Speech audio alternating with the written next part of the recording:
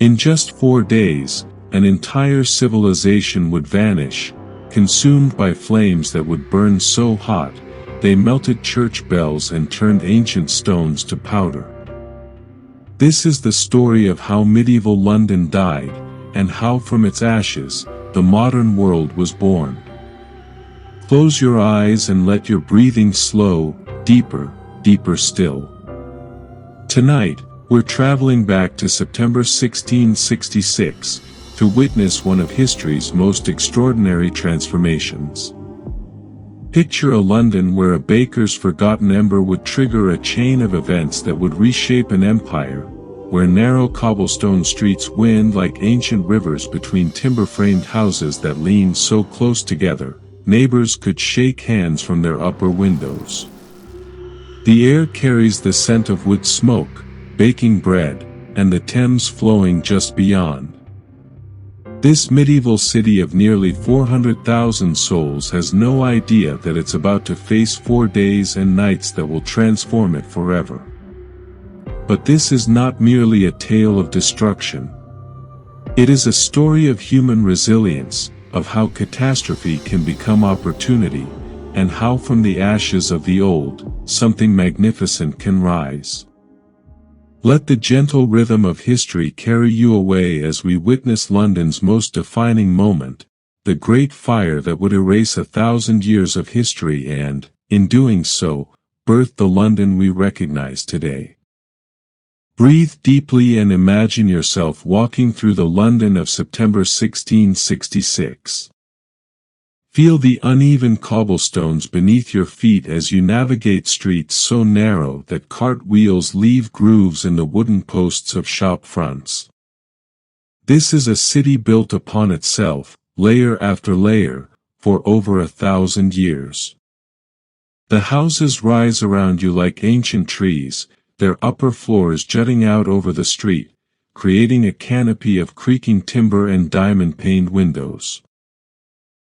These buildings, some dating back 3 centuries, are constructed almost entirely of wood, oak beams weathered silver gray by countless seasons, with walls filled with wattle and daub, a mixture of mud, straw, and animal hair that has hardened over decades. Listen, can you hear the sounds of this living city? The gentle hammering of craftsmen in their workshops, the soft lowing of cattle being driven to Smithfield Market, the musical calls of street vendors selling everything from fresh milk to hot pies. The city awakens each morning to the sound of church bells, nearly 100 of them, each with its own voice, its own rhythm. In Pudding Lane, where our story begins, Master Thomas Farriner tends his bakery as his family has done for generations. The ovens, built of brick and stone, burn continuously, their warmth a blessing in the cool September air. The smell of baking bread drifts through the narrow street, mingling with the aroma of Alesh brewing in nearby taverns and the earthy scent of the Thames at low tide. The people of this London live closely together, their lives intertwined like the timber beams of their houses. A baker knows his neighbor's daily rhythms, when the cobbler opens his shutters, when the seamstress lights her first candle. Children play in the narrow alleys, their laughter echoing off the wooden walls, while their mothers hang washing from lines stretched between buildings, creating colorful banners that flutter in the river breeze. This London has survived plague. Just the year before, the Great Plague took nearly 100,000 lives, leaving empty houses scattered throughout the city like missing teeth in a smile. But the city endures, adapts, continues. The survivors have drawn closer together, their bonds strengthened by shared loss and the quiet courage of daily life. Yet beneath this resilience lies vulnerability. The city's medieval infrastructure strains under the growing population. Water comes from public wells and the Thames, carried in leather buckets and wooden barrels. Waste flows through open ditches toward the river. And everywhere, Everywhere, there is wood, seasoned by centuries, dried by the unusually hot summer just past, ready to burn like kindling in a fireplace. The summer of 1666 has been remarkable for its heat and drought. Wells that have flowed for centuries have run dry. The Thames itself runs lower than anyone can remember, revealing ancient foundations and forgotten treasures in its muddy bed. Housewives notice how quickly their washing dries, how the wooden water buckets shrink and crack in the sun. Even the great cathedral of St. Paul's, with its towering spire that can be seen from miles away, shows signs of the dry season. Its ancient stones seem to absorb and hold the heat, while the wooden scaffolding surrounding its ongoing repairs bleaches white in the relentless sun. As September arrives, the city sighs with relief. The heat breaks, but the dryness remains. The timber of London has spent months becoming tinder, and the slightest spark. But let us not race ahead. Rest here in this moment, in this London of cobblestones and church bells, of narrow streets and warm hearths. Feel the life of this ancient city flowing around you like a gentle river. It is just past midnight on September 2nd, 1666. Most of London sleeps, but Thomas Farriner, the King's baker in Pudding Lane, makes his final rounds. The bakery ovens must be properly banked for the night, their fires damped but not extinguished, ready to roar back to life before dawn for the next day's bread. Picture this small bakery, no bigger than a modern living room, its brick oven still radiating warmth into the cool night air. The scent of the day's baking lingers, wheat bread, rye loaves, the sweet smell of honey cakes. Thomas moves with the practiced efficiency of a man who has performed this ritual thousands of times. He checks the ovens, adjusts the dampers, ensures the coals are properly contained. Satisfied, he climbs the narrow wooden staircase to his family's living quarters above the shop. His footsteps creak softly on the worn boards as he passes the room where his daughter Hannah sleeps, where his servants rest after their long day. The house settles around them with the gentle sounds of aged timber, a soft groan here, a whisper there, the building breathing in the cool night air. But something goes wrong in those dark hours before dawn. Perhaps a spark escapes through a crack in the mortar. Perhaps an ember, thought dead, finds new life in a draught of air. Perhaps the unprecedented dryness has caused the oven's brickwork to shift, just slightly, creating a gap where none should be. We may never know the exact moment, the precise cause, but sometime in those quiet hours, fire finds its way from the contained hearth to the wooden walls. The flames begin small, as all great changes do. A glow no bigger than a candle's flame licks at a wooden beam. The dry timber, seasoned by centuries and parched by the long summer drought, embraces the fire like an old friend. The flame grows, spreads along the grain of the wood, finds the gaps between boards where dust has gathered. Imagine the fire as a living thing, curious and hungry, exploring this new world of timber and thatch. It climbs the walls like a vine, spreads across the ceiling like spilled wine. The heat builds slowly, then more quickly, as more wood catches, as the air itself begins to warm and rise. Thomas Farriner awakens not to the sound of flames. Fire can be remarkably quiet in its early stages, but to the smell. That acrid scent that speaks of something burning where it shouldn't. He rises, perhaps thinking at first that he's forgotten to properly bank an oven, but as he opens his door, he's met not with a small problem to solve, but with a wall of heat and orange light. The house is already lost.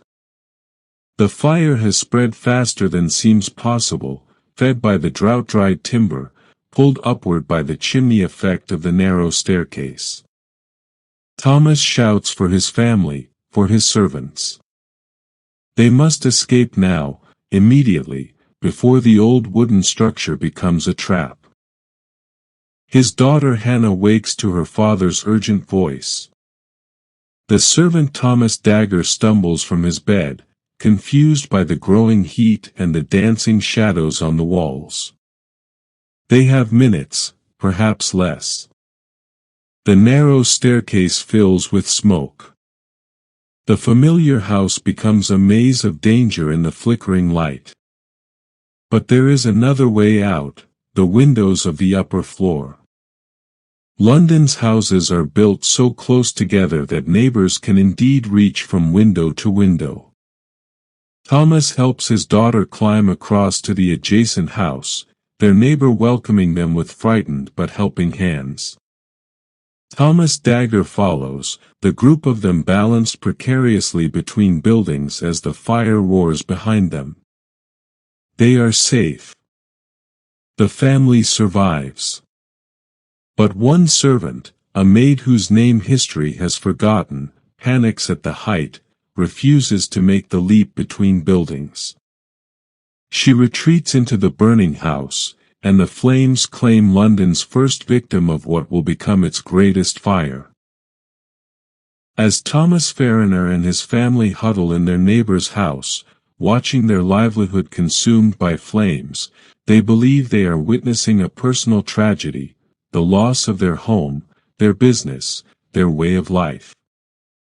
They cannot know that the hungry flames spreading from their bakery will, in the next 4 days, consume 13,200 houses, 87 churches, and most of the medieval city of London itself. The fire, now beyond any human control, begins its feast. It spreads from house to house along Pudding Lane, each building igniting the next in a chain reaction of destruction and transformation. The narrow streets that have for centuries provided intimacy and community now become channels for the flames, and the wind that rises with the dawn fans the fire like a blacksmith's bellows. Rest now in this moment before the great transformation begins. Feel the quiet of the September night, soon to be broken by church bells ringing not for morning prayers, but for alarm. As the first pale light of dawn touches the spires of London on September 2nd, the fire has already begun its relentless advance. What started as a flicker in Thomas Fariner's bakery has become a creature of appetite and ambition, consuming house after house along Pudding Lane with methodical hunger. Picture the scene as the city awakens.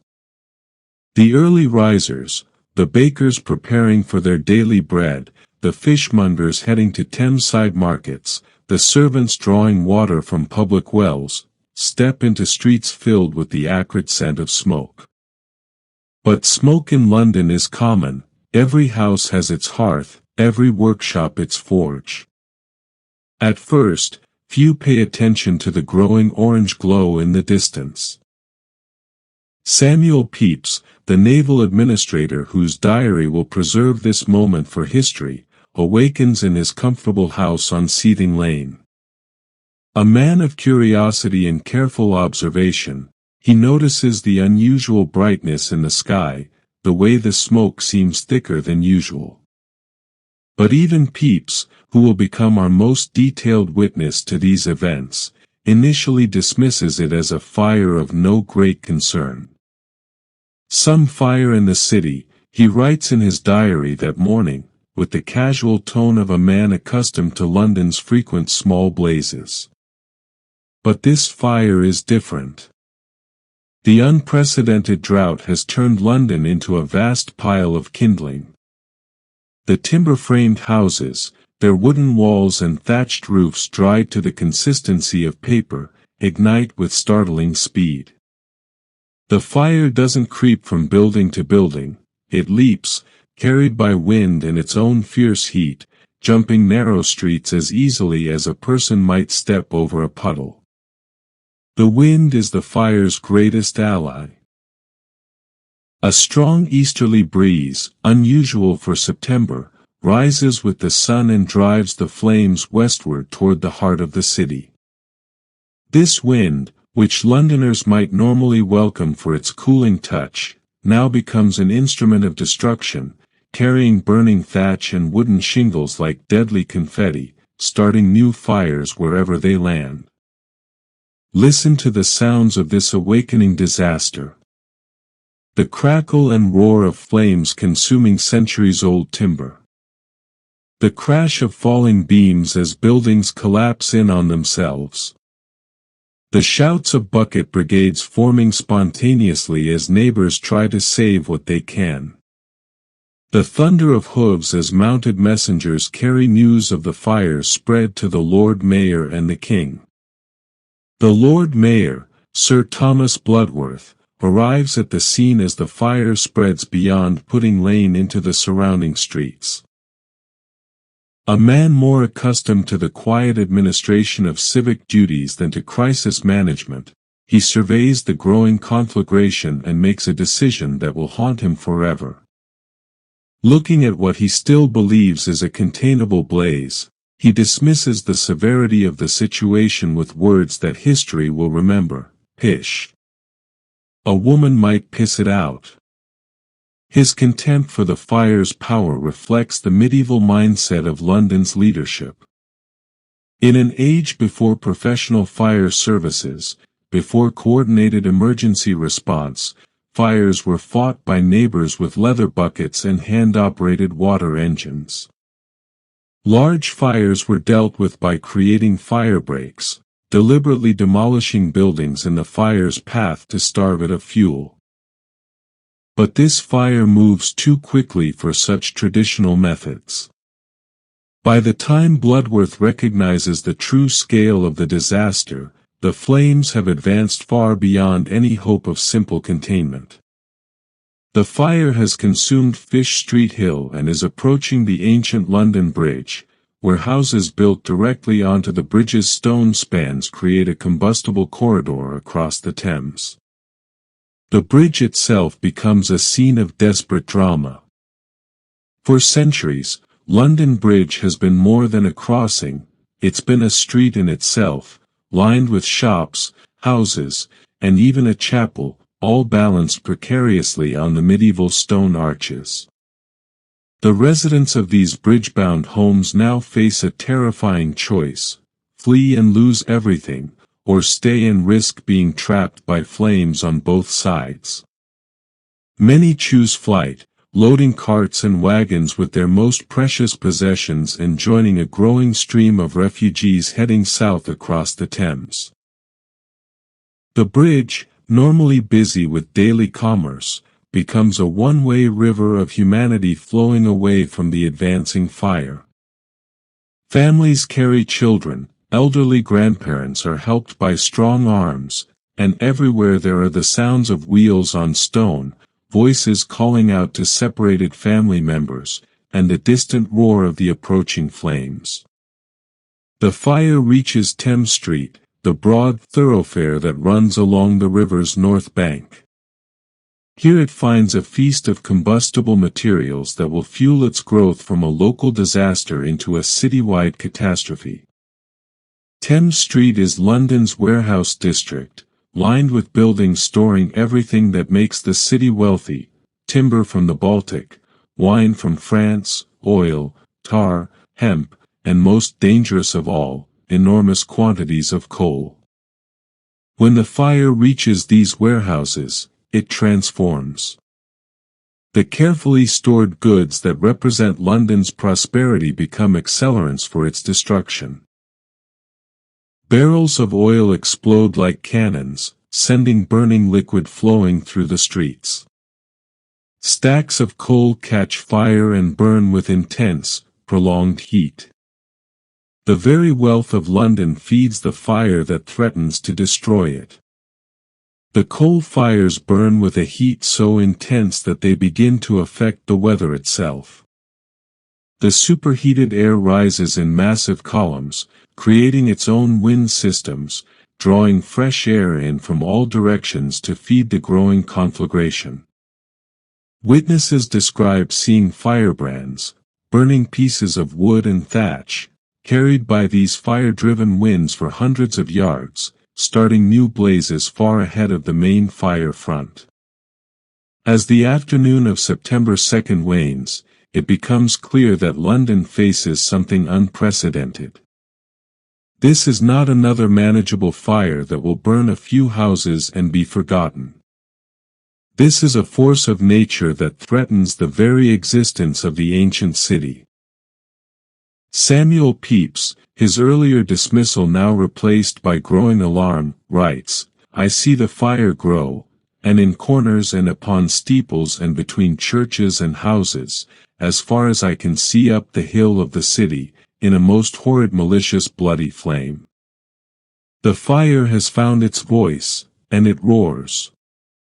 By the evening of September 2nd, as darkness should have fallen over London, the city glows instead with an otherworldly orange light. The fire has grown beyond all previous experience, creating its own terrible day that drives back the night. From miles away, travelers can see the glow on the horizon, a beacon of destruction visible across the countryside. Let yourself imagine standing on the south bank of the Thames, looking north across the water at this transformed city. The familiar silhouette of London, its church spires, its clustering rooftops, its ancient profile, wavers and dances in the heat haze rising from the flames. The very air shimmers with thermal energy, creating mirages that make buildings appear to float above the ground. The Thames itself becomes a refuge and a viewing platform for this unprecedented spectacle.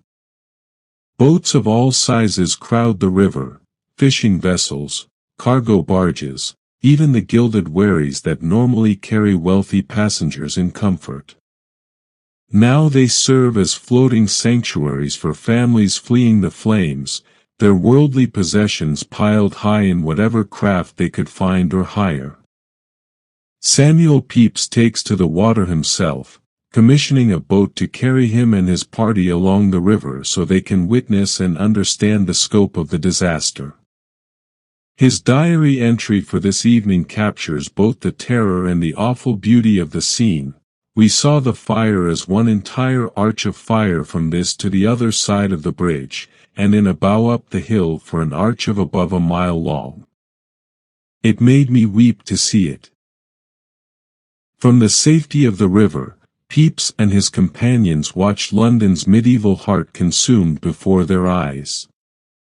The fire has spread in all directions from its origin in Pudding Lane, but its westward advance is the most devastating. Driven by the persistent easterly wind, the flames have consumed Grassetchit Street, devoured the ancient church of St. Magnus the Martyr, and now threaten the very foundations of London's commercial district. The night brings no relief, only a change in the fire's character. In daylight, the flames had been orange and yellow, fed by wood and thatch and the everyday combustibles of urban life. But as night falls and the fire reaches deeper into the city's warehouses and industrial districts, it finds new fuels that burn with different colors and intensities. When the flames reach the paint shops and chemical stores near the docks, they burst into brilliant greens and blues. Burning spirits create jets of pure white flame that shoot skyward like fountains. The coal deposits along Thames Street glow deep red, creating vast beds of embers that will burn for days, maintaining temperatures so high that they melt iron and reduce stone to powder. The sound of this great burning carries across the water to the horrified spectators on the Thames. It's not the cheerful crackle of a hearth fire or even the roar of a house fire, but something altogether more primal and terrifying, a sound like a great wind, like a living thing breathing and consuming, punctuated by the crash of falling buildings and the explosive roar of collapsing timbers. King Charles II himself comes to witness this destruction of his capital city. The young monarch, who had been restored to the throne just 6 years earlier after the dark years of the Commonwealth, now faces a crisis that threatens to undo everything his reign represents. Standing on the riverbank with his brother James, the Duke of York, the king watches his city burn and realizes that traditional methods of fighting fires are utterly inadequate to this catastrophe. The fire breaks, the desperate demolition of buildings to create barriers the fire cannot cross, have failed repeatedly. The fire simply jumps these gaps, carried by the wind and its own heat.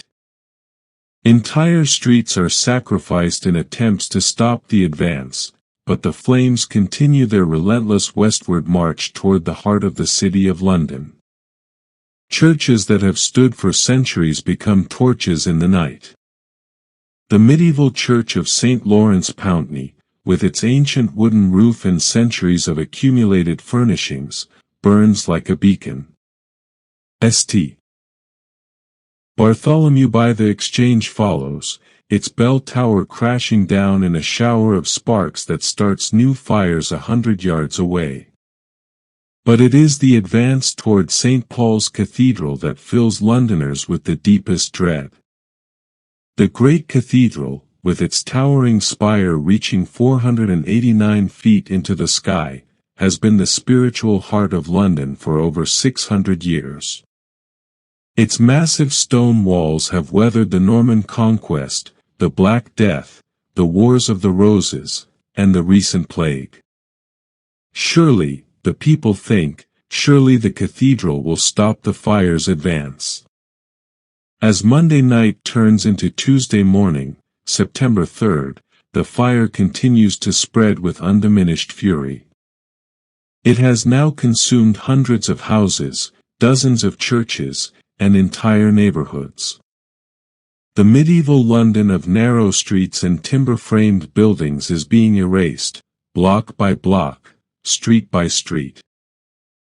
The people of London, those who have not already fled, huddle in the remaining safe areas, the open spaces like moorfields to the north of the city, the southern suburbs across the Thames, the western districts that the fire has not yet reached. They carry what they can of their lives, children, elderly parents, precious documents, a few clothes, perhaps a treasured piece of furniture or a family Bible. Carts and wagons clog the roads leading away from the city, creating vast refugee camps in the surrounding countryside. Families who had lived comfortable urban lives find themselves sleeping in fields, their most precious possessions piled around them, watching the orange glow on the horizon that marks the destruction of everything they have known. Yet even in this desperate hour, there are acts of remarkable courage and community. Neighbors help neighbors escape. Strangers share food and shelter. The wealthy open their country houses to refugees regardless of social station. The bonds that hold society together are tested by the fire but prove surprisingly strong. As the second night of the fire deepens, it becomes clear that London is facing not just a disaster but a transformation. The medieval city that has grown organically over 1,000 years is being swept away, creating space for something new to be born. Let the sound of the distant flames lull you now, like waves on a faraway shore, carrying away the old world to make room for the new. Tuesday, September 4th, dawns with the fire showing no sign of exhaustion. If anything, it burns with greater intensity, having fed for 2 full days on London's accumulated wealth and grown strong enough to challenge even the city's greatest monuments. The ancient heart of London, the financial district around the Royal Exchange, the great churches, the halls of the powerful guilds, now lies directly in the fire's path. Picture this transformed landscape as the third day begins. Where once stood the bustling Cheapside, London's premier shopping district, there is now a wasteland of smoking ruins and glowing embers. The shops that sold silk from China, spices from India, and silver from the New World have been reduced to ash and twisted metal. The street itself, paved with stones laid down by Roman builders, radiates heat like the floor of an oven. The fire has developed its own terrible beauty. Witnesses describe walls of flame that stretch from street to street, creating corridors of destruction that channel and concentrate the heat. The superheated air creates whirlwinds of fire, spinning columns of flame that dance through the streets like deadly tornadoes, carrying burning debris high into the sky before dropping it onto buildings hundreds of yards away. Samuel Pepys, still recording this catastrophe for posterity, writes of a city transformed beyond recognition, the streets full of nothing but people and horses and carts laden with goods, ready to run over one another, and poor people staying in their houses as long as till the very fire touched them, and then running into boats or clambering from one pair of stairs by the waterside to another. The Royal Exchange, that monument to London's commercial supremacy, becomes the fire's grandest victim this day. Built of stone and timber in the previous century, it had been the beating heart of England's growing empire, where merchants from around the world gathered to trade in everything from Baltic timber to Caribbean sugar. The great courtyard where deals worth kingdoms had been struck now fills with smoke and flame. When the exchange finally succumbs, its collapse sends a message that reaches far beyond London. This is not just a fire destroying buildings. This is a force that can erase the very foundations of English commerce. The sound of its falling, the crash of massive timbers, the crack of stone splitting in the heat, echoes across the Thames like thunder, audible for miles. But it is the approach of the fire towards St. Paul's Cathedral that creates the day's greatest drama and deepest symbolism. The massive Gothic structure, with its soaring spire and ancient stones, has been London's spiritual anchor for over 6 centuries. Its bells have rung for coronations and funerals, for victories and defeats, for plague years and prosperous times. If St. Paul's cannot withstand the fire, what hope is there for London itself?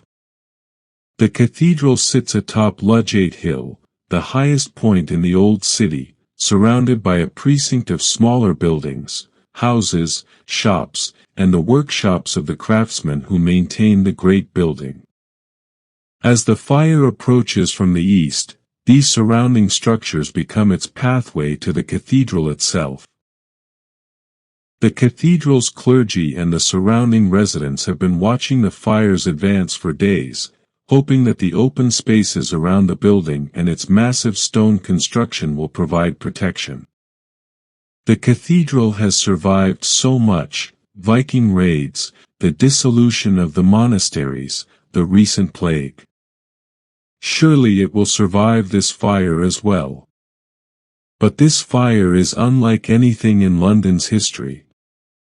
When it reaches the cathedral precinct, it finds fuel that has been accumulating for decades. The ongoing restoration work has left piles of timber and lead sheeting stacked against the cathedral's walls. The wooden scaffolding that surrounds parts of the building has been seasoned by the hot summer into perfect tinder. More dangerously, the cathedral's roof is not stone but wood, massive oak beams covered with sheets of lead. The lead is meant to protect the wooden structure beneath, but in the intense heat of this fire, the metal becomes part of the problem. As the temperature rises, the lead begins to melt, creating rivers of molten metal that flow through the building, igniting everything in their path. The moment when St. Paul's catches fire marks the emotional climax of the Great Fire. Londoners watching from the relative safety of the river see their greatest landmark transformed into a pillar of flame reaching toward heaven. The ancient spire, which has guided ships up the Thames for centuries, becomes a torch visible from counties away. John Evelyn, another diarist who witnesses these events, captures the apocalyptic nature of the scene. The stones of Paul's flew like grenados, the melting lead running down the streets in a stream, and the very pavements glowing with fiery redness, so as no horse nor man was able to tread on them. The destruction of St. Paul's represents more than the loss of a building, it symbolizes the end of medieval London.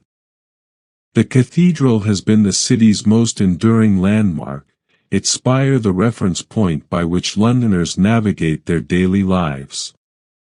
With its fall, the old city dies, and space is created for a new London to be born. Yet even in this moment of greatest loss, there are signs of hope and human resilience. King Charles II has finally taken personal command of the firefighting efforts. The young monarch, showing the leadership that will define his reign, stations himself at strategic points around the fire, directing the demolition crews that are creating firebreaks on an unprecedented scale. The king's decision to use gunpowder to create firebreaks, literally blasting buildings to rubble to starve the fire of fuel, marks a turning point in the battle against the flames.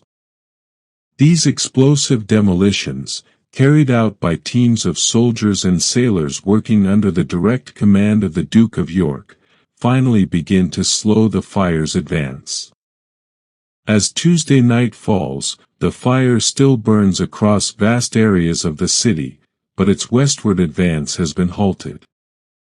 The great buildings of Westminster, the Abbey, the Palace, the Parliament, remain safe beyond the firebreaks. The fire has been contained, but at a cost that staggers the imagination. Listen now to the changed sound of this burning city. The roar of active flames has been replaced by the quieter but more ominous sound of deep burning fires in coal deposits and warehouse foundations. These fires will burn for days, even weeks, creating a vast field of embers where the heart of London once stood. Rest here in this moment of transition, as the old city dies and the space for a new one is born. By Thursday, September 6th, the Great Fire of London has finally exhausted itself. For 4 days and nights, it has raged through the ancient city, and now, like a great beast that has fed to satiation, it subsides into smoldering embers and drifting smoke. The silence that follows is profound, the absence of a sound that Londoners have lived with for so many days that they had forgotten what quiet meant. Let your mind rest now in this moment of strange peace. Picture the transformed landscape that emerges as the smoke clears. Where once stood the bustling medieval city of narrow streets and timber-framed houses, there is now a vast field of ash and ruin stretching from the Tower of London in the east almost to Fleet Street in the west. The fire has consumed 13,200 houses, 87 churches, and most of the ancient city of London itself. The statistics tell only part of the story. In human terms, over 100,000 Londoners, nearly a quarter of the city's population, have been left homeless. They huddle in temporary camps in Moorfields, in Islington, in the fields south of the Thames, their few rescued possessions around them, watching the smoke rise from what was once their city. Yet remarkably, miraculously, the death toll from this great conflagration is astonishingly low. Perhaps 6 people died in the flames, a testament to the strong community bonds that allowed neighbors to help neighbors escape, to the warning provided by the fire's relatively slow spread through the first day, and to simple good fortune. London has lost its buildings, its landmarks, its medieval character, but it has preserved its people. Samuel Pepys, walking through the ruins in the fire's aftermath, captures both the devastation and the strange beauty of this transformed landscape.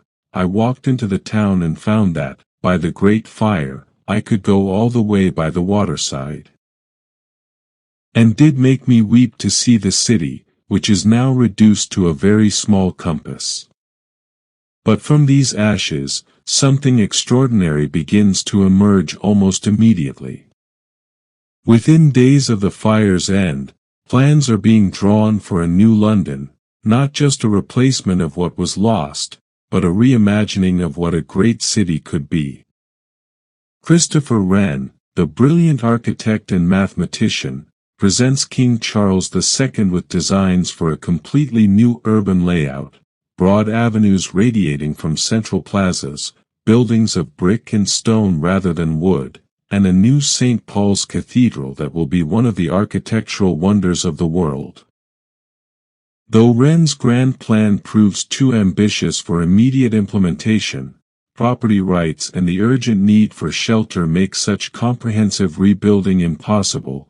The spirit of transformation takes hold. New building regulations require that all structures be built of brick or stone. Streets are widened. The medieval maze of narrow lanes is replaced by a more rational grid of broader thoroughfares.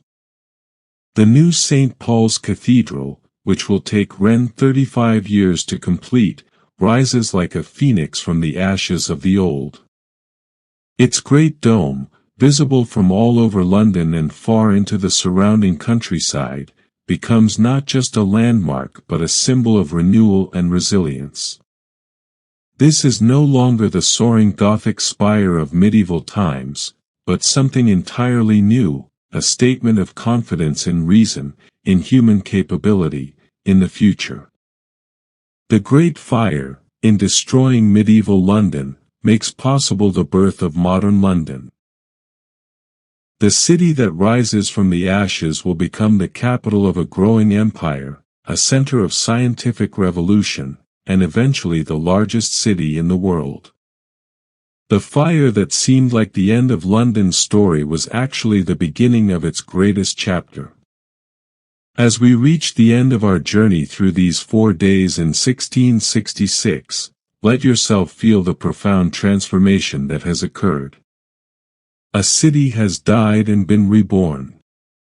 The medieval world has given way to something new. From catastrophe has come opportunity, from ending has come beginning. The Great Fire of London reminds us that sometimes destruction is necessary for creation, that sometimes the old must burn away to make space for the new.